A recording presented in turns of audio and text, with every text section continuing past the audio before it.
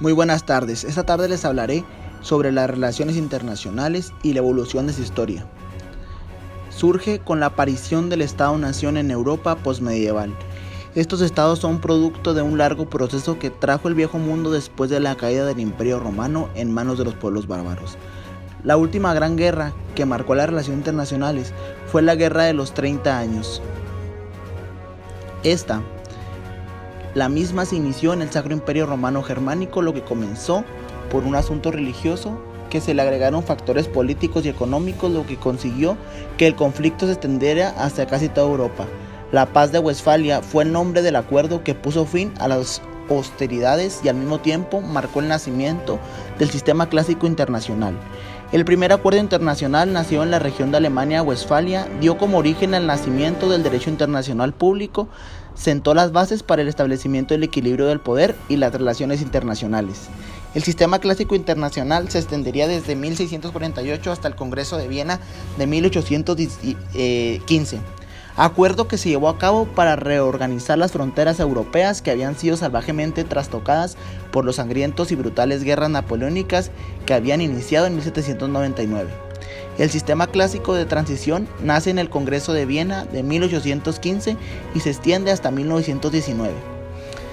El 28 de junio de 1914 fue el detonante de una de las guerras más brutales que haya conocido a la humanidad, la Primera Guerra Mundial. Los líderes europeos calcularon erróneamente que la duración de la guerra sería corta y que después de unos meses se podría llegar a una paz, pero esto no fue posible.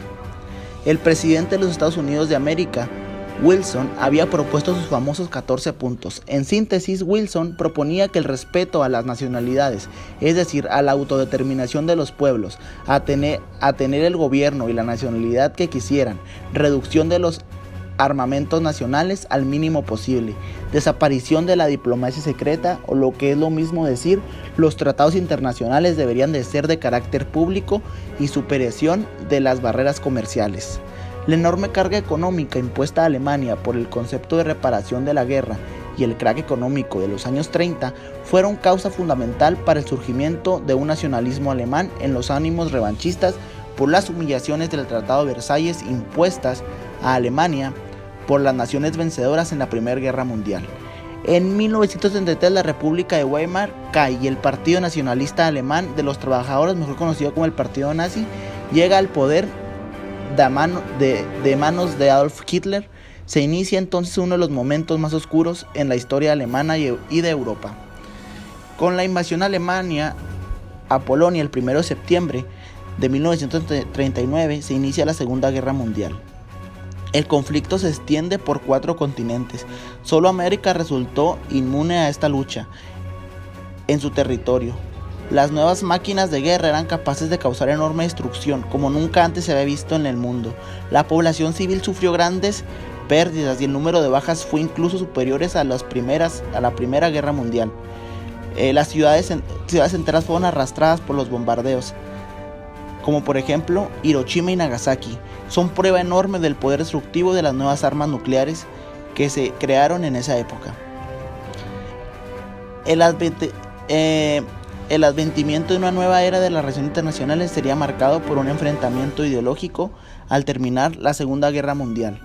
Dos países que habían sido aliados en la guerra y habían combatido a la Alemania nazi, por un lado Estados Unidos de América con el capitalismo y por el otro lado la Unión Soviética con el comunismo.